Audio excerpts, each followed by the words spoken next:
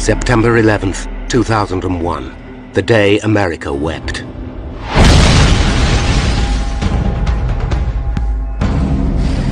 Two months later, it seemed to be happening all over again. The engine fall down and the belly fall, the piston left side and make it straight all the way down. United States, New York, Queens, November 12, 2001. 6:30 a.m. JFK Airport is on high alert. The atrocity of 9/11 is still fresh in the minds of Americans. And for everyone in the airline industry, security is a major concern. On the tarmac, the crew of American Airlines Flight 587 prepare for a 3.5-hour flight to the Dominican Republic. Captain Ed States, the senior pilot, and his first officer, Sten Molen, carefully check the exterior of their aircraft. The son of a pilot, Molen has 10 years' experience with the company, joining American Airlines at the age of just 24. Like his father before him, Sten sees it as much more than a job. If he wasn't a pilot, he doesn't know what he would be doing, because it was that important. He loved his job. Traveling to the Dominican Republic this morning are 251 passengers. Among them, 83-year-old Hipólito Algaroba and his 73-year-old wife, Ubencia. The elderly couple have decided to return to their homeland for their twilight years and are expecting their son, Hector, to show up and see them off. They're going home for good because they have raised 3 kids and their job is done. The couple have arrived well before their scheduled departure time. So early, the airline offers them seats on an earlier flight. By the time Hector gets to the airport, his parents have already checked in. But his mother comes back from departures to say goodbye to her son. I'm fine. How's Dad? I asked about my father and she said that he's fine and he said he'll see me when I get there in a couple of months. And I gave her another kiss. I guess that was the kiss from my father. At 7 a.m., Ed States and Sten Molen begin pre-flight checks. The aeroplane is an Airbus A300-605R, capable of carrying up to 266 people. Built in Europe some 13 years ago, it is one of the oldest in the American Airlines fleet and has racked up over 37,000 hours of flying time. Nevertheless, the Airbus is recognized as one of the most reliable airliners in service. Today, though, that reliability has been undermined by the stringent new security measures. Every passenger is searched twice before boarding is allowed, and the scheduled takeoff time of 8:40 begins to slip. By 9 a.m., all 251 passengers are on board. I'll program the computer. Pre-flight checks are complete. Clear right. Clear left. And Flight 587 begins to taxi to runway 31L. It's a fine day, and Sten Molen, the co-pilot, will fly the plane on the first leg. 9:11 a.m. A Japanese Airlines 747 immediately in front of 587 is cleared for takeoff. The controller gives Molen and States a routine caution. He tells them there's a risk of air turbulence from the Japanese plane ahead. Clear for takeoff. American 587 heavy. Captain States knows that he must keep a safe distance between himself and the Japanese airliner. Every plane creates a wake of turbulent air as it takes off, which can affect following flights. You happy with that distance? We'll be all right once we get rolling. So you're happy? Their flight path will take them across Jamaica Bay and over the Rockaway Peninsula in the borough of Queens. It's a popular residential area, especially with New York's fire and police departments. Today is Veterans Day, a public holiday, but not everyone is having the day off. Okay, I'm off. Police Chief Michael Morley and his wife will be working. His mother-in-law is looking after their 2-year-old baby, Michael Jr. Okay, Mikey. It was just another day. I just had spent about the first week of not doing 12-hour days going down to the World Trade Center. Now, a week later, they started trying to get the police department to get back to normal.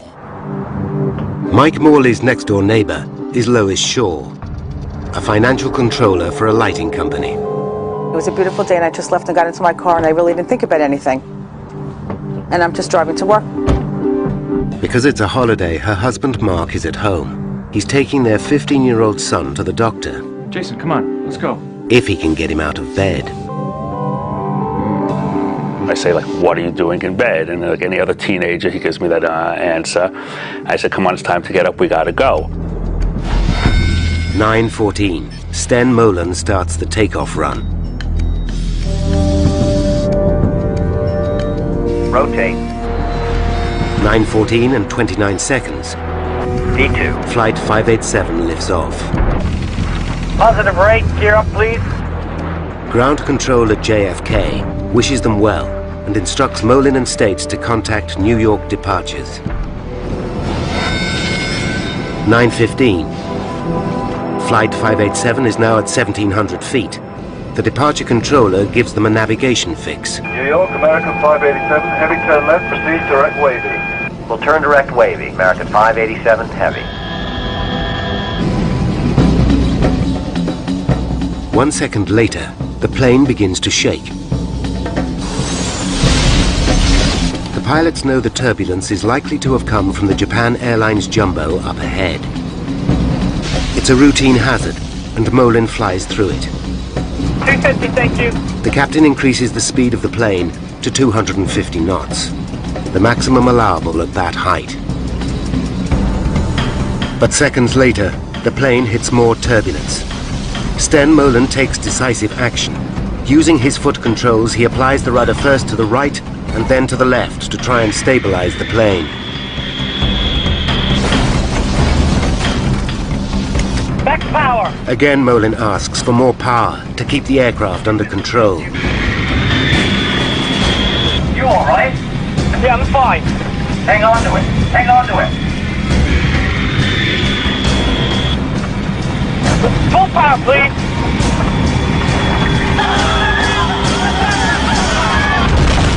Holy! Less than 2 minutes into their journey, Flight 587 is in deep trouble. The lives of 260 people in the air and many more below are in mortal danger. 89 seconds after takeoff, Flight 587 is in trouble. In the cockpit, co-pilot Sten Molen is fighting the controls. What the hell are we into? I'm stuck in it! Get out of it! Get out of it! Far below, 53-year-old Pete Hayden, Deputy Chief of the New York Fire Department, is taking his first day off since September 11th. His attention is drawn to a plane making an unusual straining noise. It's struggling. I look up. It's lower in the sky than normal. I'm watching it, and the plane suddenly begins to break apart. Holy!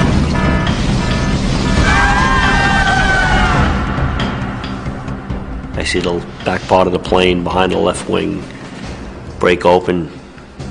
Smoke and flames come out. As the plane spins out of control, the engines shear off.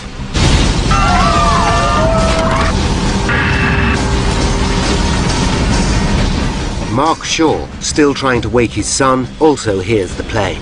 And I think that it sounds just like the Concorde. Come on, Jason. You know you have a doctor's appointment today. Come on, get up. The house starts to shake.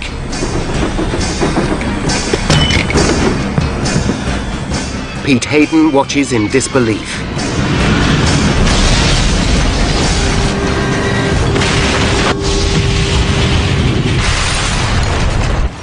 At 9:16 and 15 seconds, Flight 587 slams into the ground.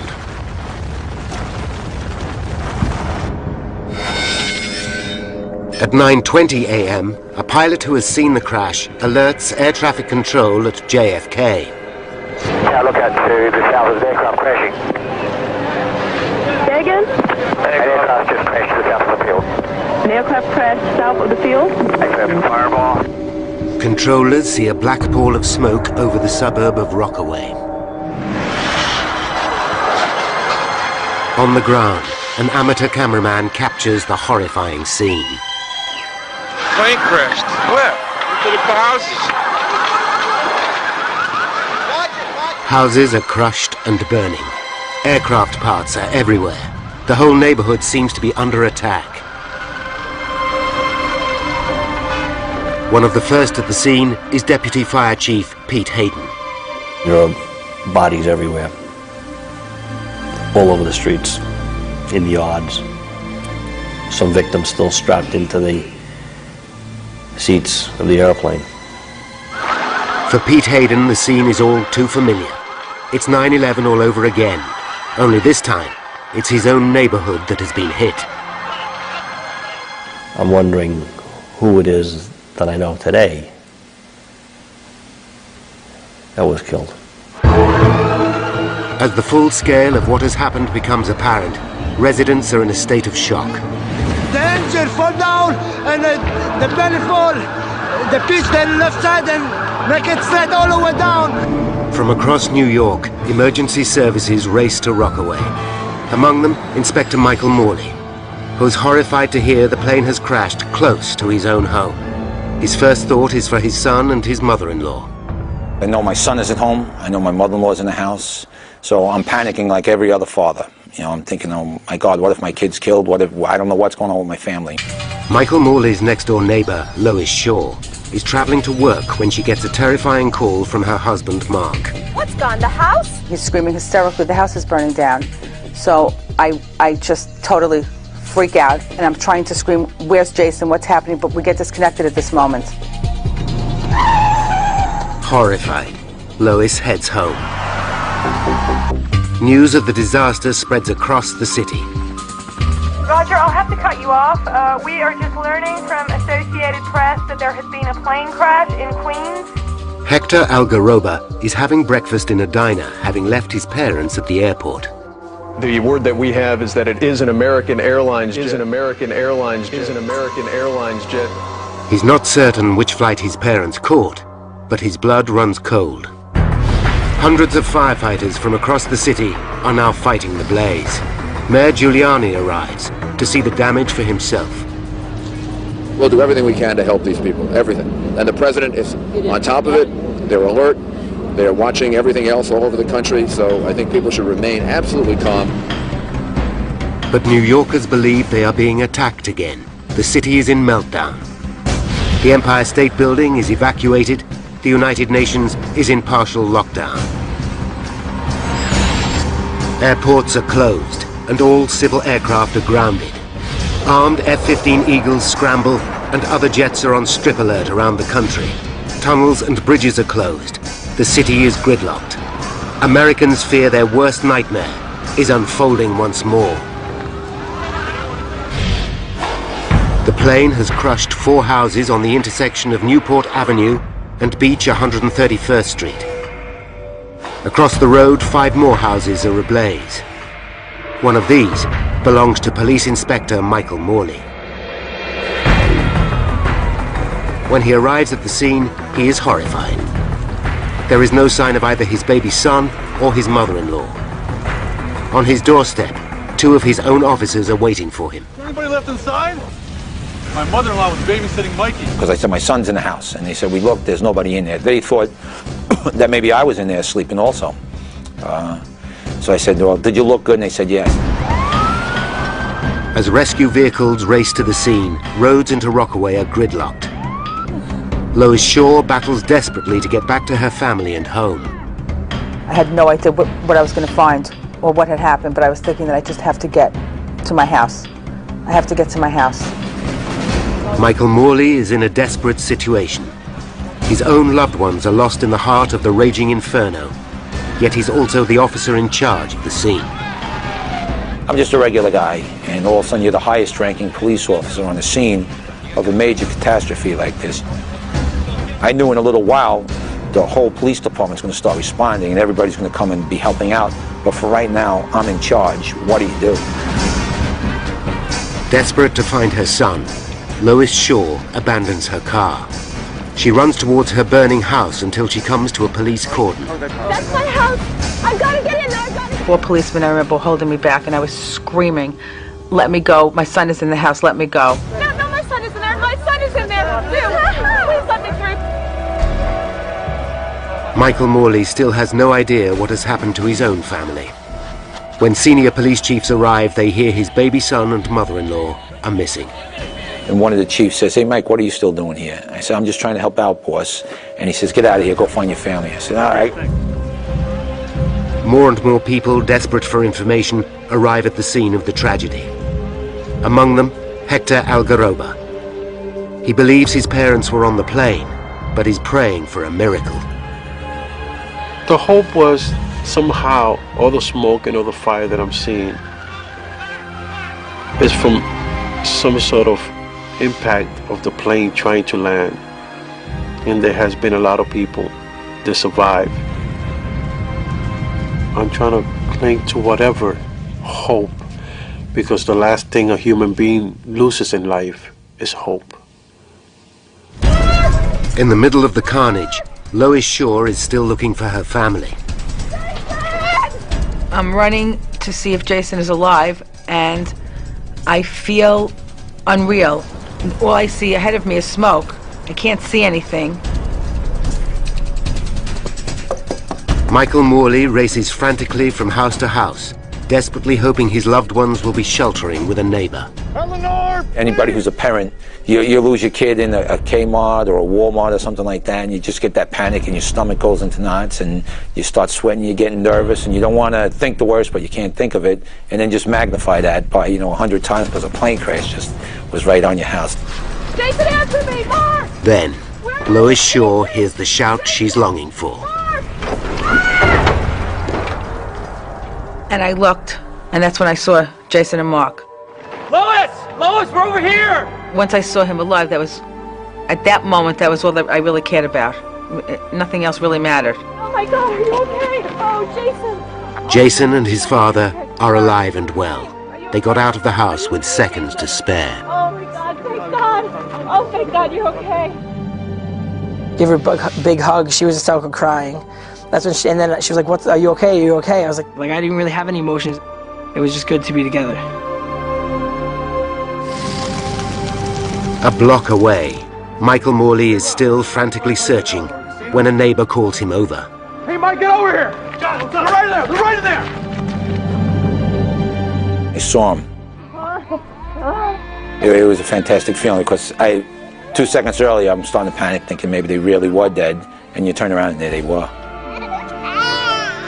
My son was crying when he saw me, and you get worked up when your son's crying, and my eyes started getting wet.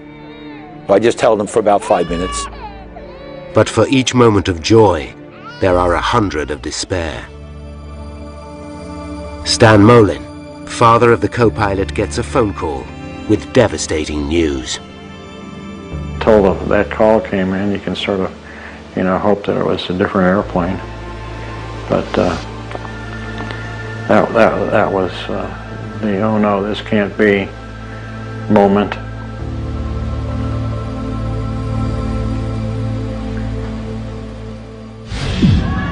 In the Dominican Republic, relatives expecting a family reunion at the Santo Domingo airport are suddenly confronted with an appalling reality. Their loved ones are dead.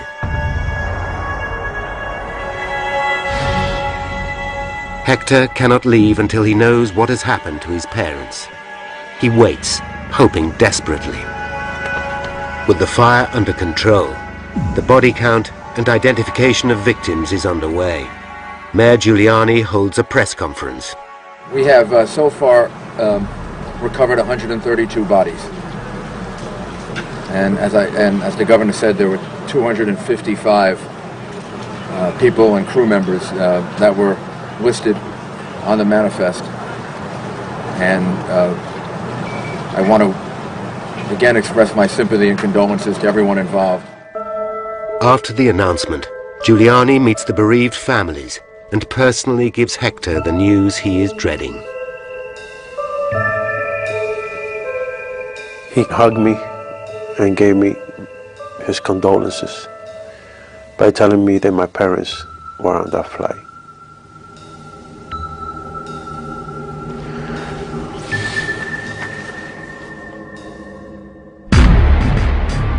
It's just 2 months and 1 day since 9/11. The parallels with America's worst terrorist outrage are striking. America looks to the White House for answers. At 12 p.m., White House Press Secretary Ari Fleischer makes a statement. First, information is always subject to change. We have not ruled anything in, not ruled anything out. Then President Bush interrupts a meeting with Nelson Mandela to make a statement. We sent our FEMA teams over, the FBI is over there, and this investigation is being led by the National Transportation Safety Board to make sure that the facts are fully known to the American people. How did Flight 587 end in catastrophe? Why did one of the most reliable aircraft in service break up in mid-air and come crashing down on a residential suburb? Now, by going deep into the investigation, we can reveal the facts behind one of the worst aviation disasters in US history, and how the truth sent shockwaves through the entire industry. Less than an hour after the crash, 21 NTSB officials, the GO team as they are called, are on their way. The man in charge is Bob Benson, a veteran investigator who's handled 94 major air disasters, including the 1988 Lockerbie bombing over Scotland. But not even Lockerbie can prepare him for pressure like this. It was particularly important for us to get this one right the first time. There was no payback in changing our minds or anything like that. Benson knows that the early hours of an investigation are the most critical. His team start gathering evidence at the crash site, a dangerous, shocking, and distressing business. From a personal standpoint, I'll take deserts, I'll take cornfields, I'll take mountaintops, I'll take swamps before I'll ever investigate accidents in cities. Potentially crucial clues also come from the surrounding area and from eyewitnesses who saw the plane break up in flight. And then the whole plane shook and the tail came apart. That's all I saw, and then it, boom. Both engines landed 245 meters before the plane. One fell onto a house, the other on a service station. The location of the two engines relative to the main crash site could provide an important clue. By plotting exactly where debris has landed, investigators should be able to determine the breakup sequence. The debris is scattered everywhere. Police and army boats are called in to gather parts from Jamaica Bay. Then, Benson personally witnesses a major discovery as he drives along the coast road.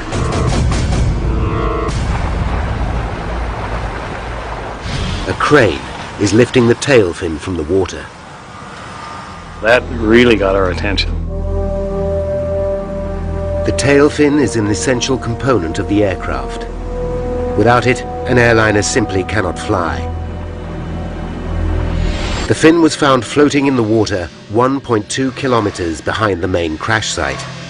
For the investigators, this is clear evidence that it must have been one of the first parts to break away. It could be at the very heart of the accident. But what could have caused such a catastrophic failure? For a tail to simply fall off a plane is virtually unprecedented. Of the hundreds of eyewitnesses who saw the crash, there is no doubt. This was a bomb.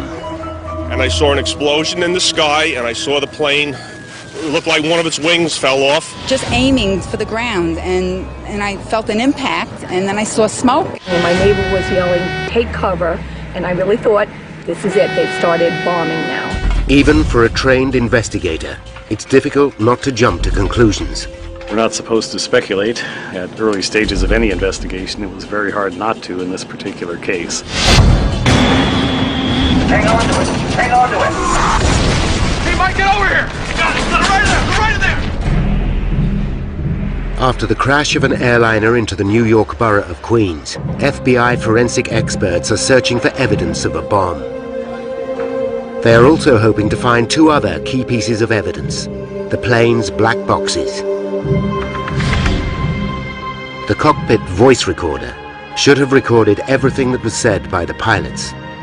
The flight data recorder could tell them exactly how the plane performed throughout the flight. Each of the black boxes might unlock the mystery of the crash. But lead investigator Bob Benson knows finding either of them is likely to take days. Even then, they could be badly damaged. But just hours into the search comes an amazing stroke of luck. Marion Blakey, spokeswoman for the NTSB, makes an announcement. We have recovered the cockpit voice recorder. By now, there is a frenzy of speculation over the incident. Terrorism is foremost in people's minds. But for Benson and the NTSB, the lack of any corroborating evidence to support the theory is troubling. There is no sign of suspicious activity at the airport, and no group has stepped forward to claim responsibility for the crash. They take a calculated risk and announce that even at this early stage, they believe this was not a deliberate act. It is the case that the National Transportation Safety Board is the lead agency because all information we have currently is that this is an accident. The plan backfires. Suspicious New Yorkers start to wonder if this is a cover-up. The NTSB takes steps to reassure the public. Should there be any indications of criminal activity, we will certainly make certain that the public knows as soon as we are aware of that, and the investigation would change at that point appropriately. For Benson and his team, the pressure is mounting. Finding the cockpit voice recorder is a huge step forward. With one of the black boxes and the tail fin in his possession, hopes are high they will be able to piece together the reasons behind the crash. Although the recorder is damaged, the tape is still intact and is rushed to NTSB headquarters in Washington. Away from the glare of the media, investigators start to analyze the chilling final moments of the flight. Let's go for power, please. Every word, every sound is carefully analyzed. 89 seconds into the flight comes a chilling sound on the tape. There is a loud bang. Immediately afterwards, the crew can be heard struggling with the controls. You all right? Yeah, I'm fine. Hang on to it. Hang on to it. Could this bang be the sound of an explosion? Perhaps there was a bomb after all. With the second black box, the flight data recorder still missing in the smoking wreckage, Benson knows that the truth will be hard to find. Without that, it makes telling the story more speculative and more difficult. For 2 days, investigators hunt through mountains of debris for the vital recorder. But instead of where they are looking, the next lead comes from 3 kilometers away. A pair of security cameras on the Triborough Bridge have captured the last moments of the aircraft.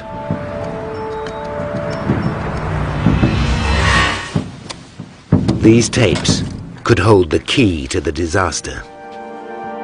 In the grainy footage, the Airbus can just be seen as a black dot. On one camera, the dot disappears behind a building. Then the second camera picks it up. It shows what could be a crucial moment. A faint white streak just visible, trailing behind the aircraft. Is this the explosion seen by so many eyewitnesses? Is this the cause of the sound, after which the pilot lost control? This could be hard evidence to prove that there was a bomb, after all. The only way to find out is to compare the time.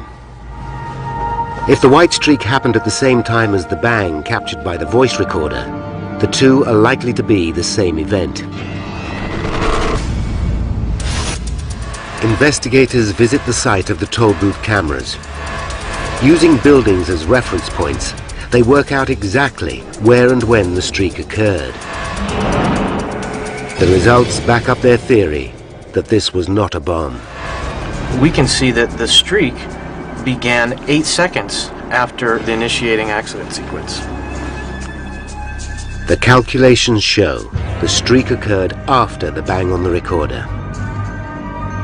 The flash is probably fuel escaping as the plane breaks up. This can't be the start of the accident. although it could be the reason so many people thought they saw an explosion.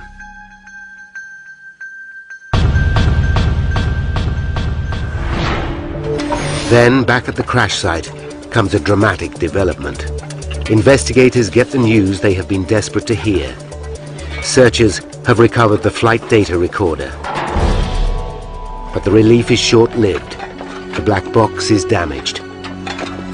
The NTSB sent it back to the manufacturers to see what, if anything, can be retrieved.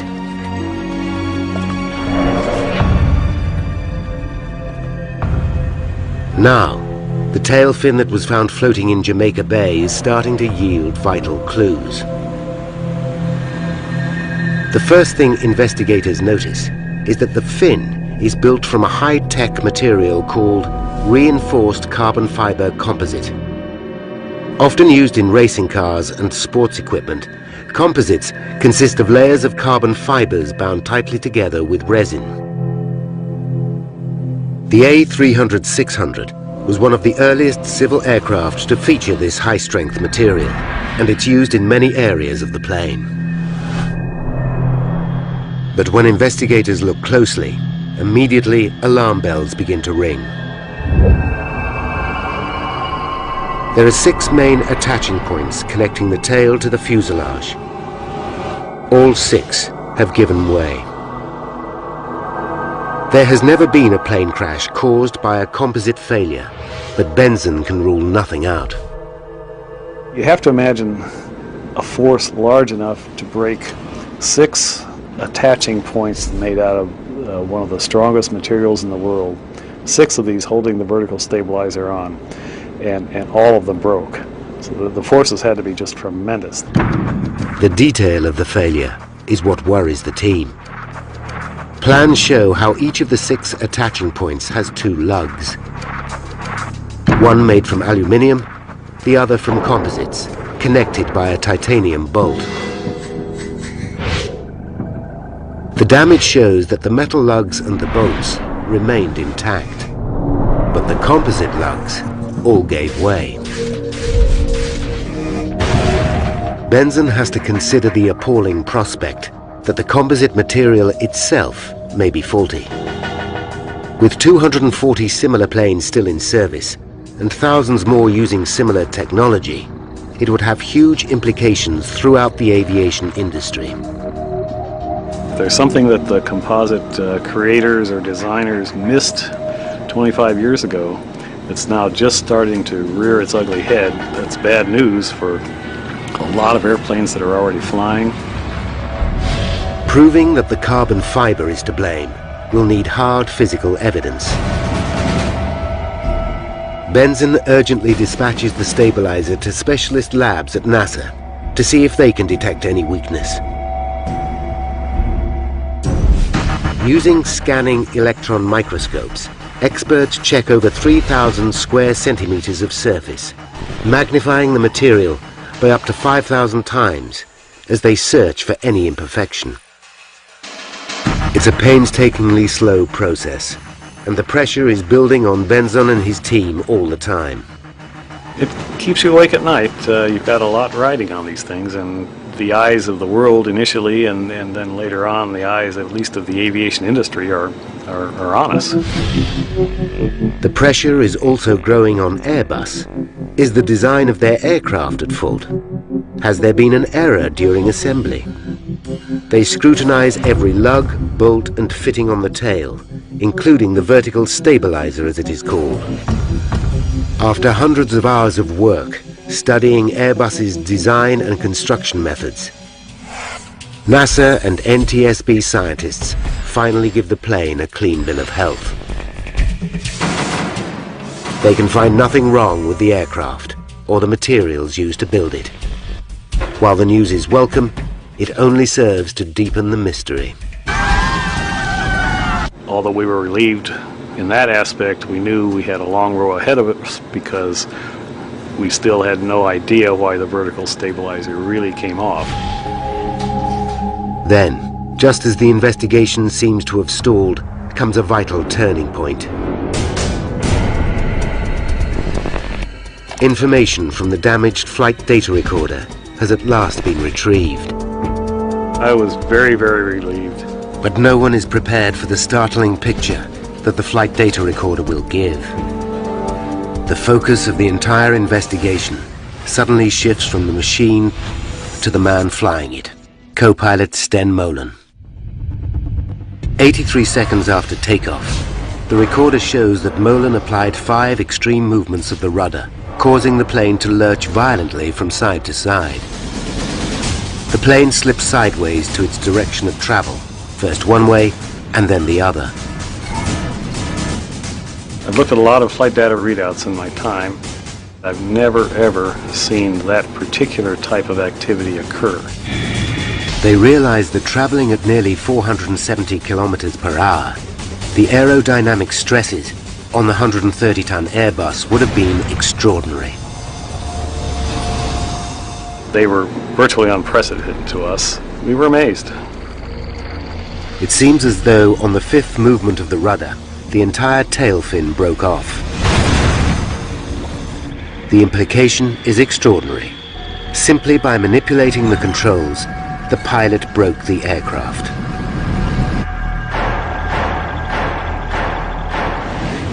The NTSB is so concerned, they take immediate action. On February 8th, 2002, they issue a special warning to all pilots of this new danger. But the board have yet to prove that the tail came off simply due to aerodynamic forces. Many pilots doubt that such a thing is possible. The only way to be sure is to run detailed computer simulations, a process which could take months to perform. If the theory is right, then the idea that a terrorist plot must be behind the tragedy can finally be laid to rest. Benzon now faces a new and disturbing mystery. Why did the pilot act in this way? Investigators believe they are close to uncovering the cause of the tragic crash of Flight 587. The flight data recorder shows that the co-pilot Sten Molen applied 5 rapid inputs to the aircraft's rudder pedals, which could have overstressed the tail fin, causing it to break off completely.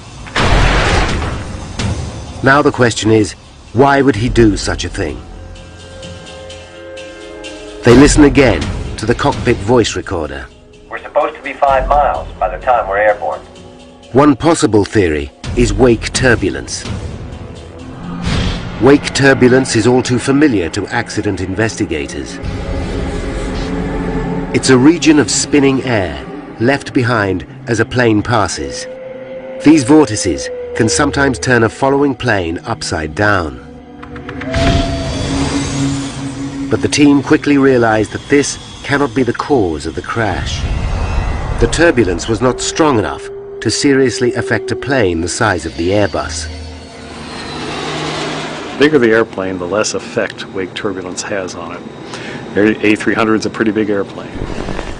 Then comes evidence which changes everything. The investigation team interview Molen's friends and colleagues, and they discover a vital piece of information. A pilot and former colleague recalls an earlier trip with Molen. During an encounter with turbulence, he used the rudder aggressively, even though there was no apparent risk to the plane. The evidence is conclusive. Molen had reacted in the same way before.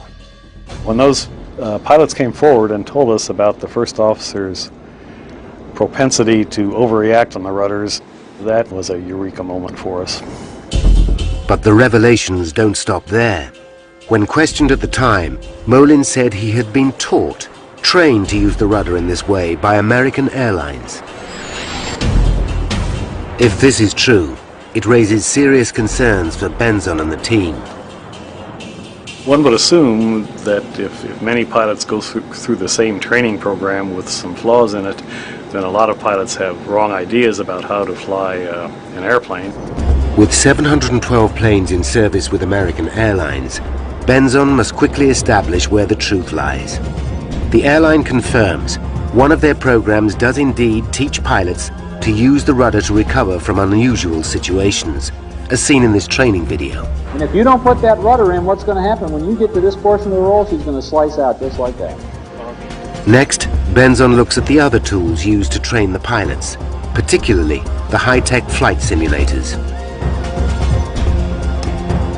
Here, pilots are taught to react to a range of emergencies, including wake turbulence. In one of those scenarios, Benzon discovers that the pilots learned to use the rudder very aggressively. The flight simulator program had even been altered to encourage the use of the rudder, particularly when the plane was banking to the right or the left. Airbus themselves had already written to the airline saying this practice was a cause for concern. The classroom work told pilots that it was permissible to use the rudder to escape from unusual attitude situations, and perhaps more importantly in the simulator, they were taught to use the rudder very, very aggressively to recover from unusual attitudes. The finding causes controversy. At a public hearing, American Airlines claimed that Airbus had not explained there were limits to the use of the rudder. I didn't know you couldn't do that. You couldn't do what? Sorry. Be aggressive with the controls.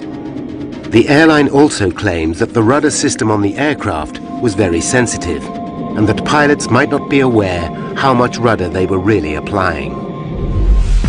The NTSB investigate and discover the rudder control system is highly sensitive. What's more, the controls of the plane become more sensitive as the plane increases speed. On the ground, the rudder pedal has to be depressed by 10 centimeters to get maximum deflection. But when flying at high speed, that distance reduces to just 4 centimeters. NTSB officials are shocked to find that this system is not explained in training manuals. There was an apparent gap between what the manufacturers knew about the rudder sensitivity of the airplane and what was filtering down to the folks that actually flew them. Then finally come the results from the analysis of Molin's 5 rudder inputs. They confirm what nobody really wants to believe, that it's indeed possible to tear the tail fin from an aircraft in flight by stamping violently on the foot pedals. Now Benzon and the team can see exactly what happened to Flight 587. Step by step, they have pieced together the key events that led to the tragedy. 5 minutes to disaster. Flight 587 awaits clearance for takeoff. Taxi in position and hold. As a Japanese 747 airliner takes off. 30 seconds later, Flight 587 is given a warning of wake turbulence. Clear to land, wind 260 at 1/4 pushing with turbulence. 2 minutes to disaster, Flight 587 takes off. Positive rate, gear up please.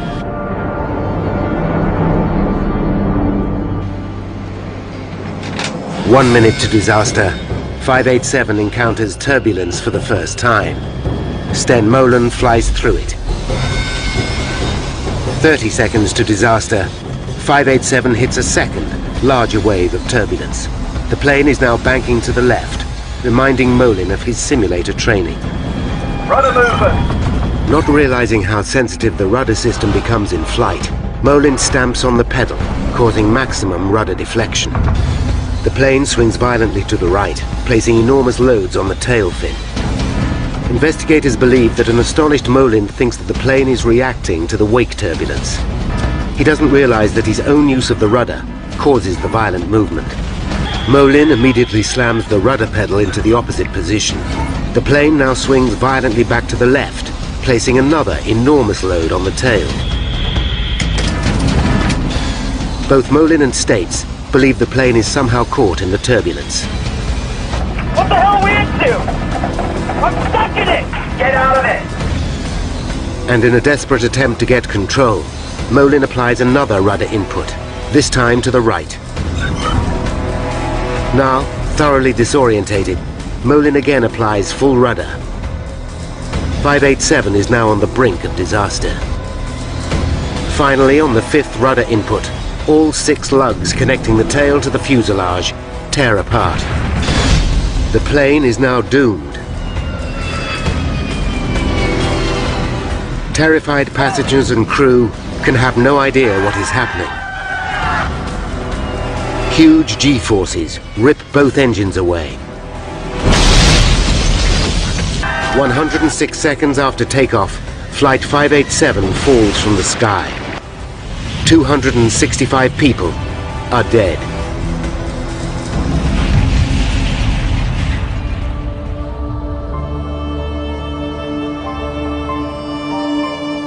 Important lessons have been learned from the tragedy. Airbus have issued a bulletin reminding pilots how to use the rudder, and American Airlines have modified their training program. Together with the NTSB, the aviation industry has moved to ensure that such a terrible accident will never happen again.